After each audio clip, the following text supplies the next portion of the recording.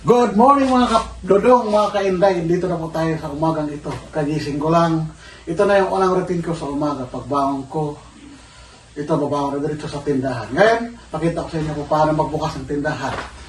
Ito na talaga yung araw-araw kong gawin. Kasi dito naman ako sa bahay since di na ako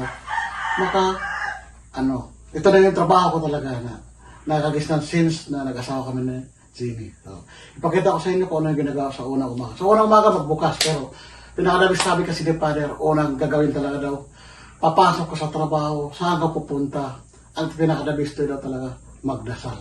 Kaya, manaimtim tayo pagdasal, bago mo kumpisa sa trabaho, at magbukas sa tindahan. Kaya sabayan niyo ako. Taimtim tayo pagdasal, sa ngalan ng Ama ng Espiritu Santo. Amen.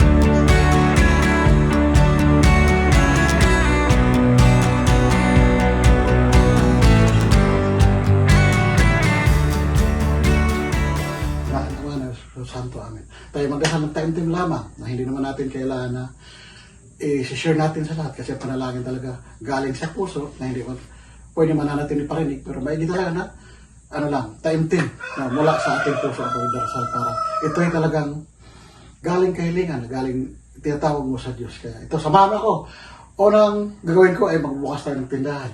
Bubuksan ko muna yung kurtina namin. Ito, papasok tayo dito. Itatali ko muna ito. Kaya pasensya muna kayo. Tindahan namin, madilim-dilim pa. Buksan natin yung ilaw. Ito. Ayan na po. Binuksan ko na po. Ayan. Ito na po siya. Buksan natin ang mga gate sa tindahan. Ayan. Ayan na siya. O, diba? Ayan siya. Unahin natin bukas itong pinto. Ayan.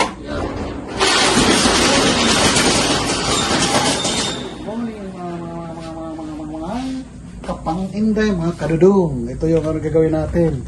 Yan, abangat natin ng isang pinto. Tindahan.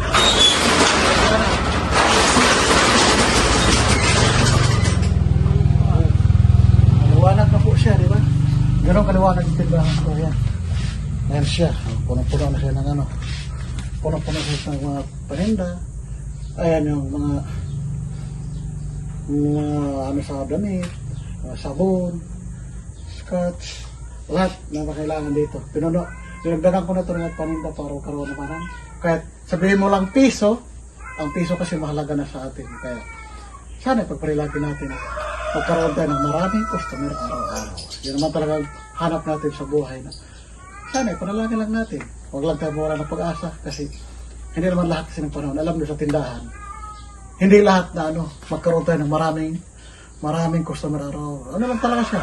Minsan marami, minsan konti. Ganun talaga ang pagninegosyo. Hindi mo masabi na talagang araw-araw napakaraming mamimili. Kaya tayo, dasal-dasal lang. Wala namang mawala. Kasi ang pagtatandahan kasi parang katrabaho ko sa mga malaking opisina, malaking kampanya, na minsan din naranasan natin trabaho sa company. Marami tayo papilis na tayo sa araw. Meron din araw na konti lang. Kaya ganon din ang tindahan. Maraming mamili, konting mamili. Ito ipakita ko sa inyo yung tindahan namin kung ano yung laman. Yan. Ito na po, pakita ko sa inyo. Ayan. Yan. Yan ang tindahan ko. Kahit ganon lang yan, ito yan siya. Puno ng mga bitin-bitin. Ito, mamili pa nga ako ng mga nakulang na yung noodles, mga kanton. Yan yung tindahan ko.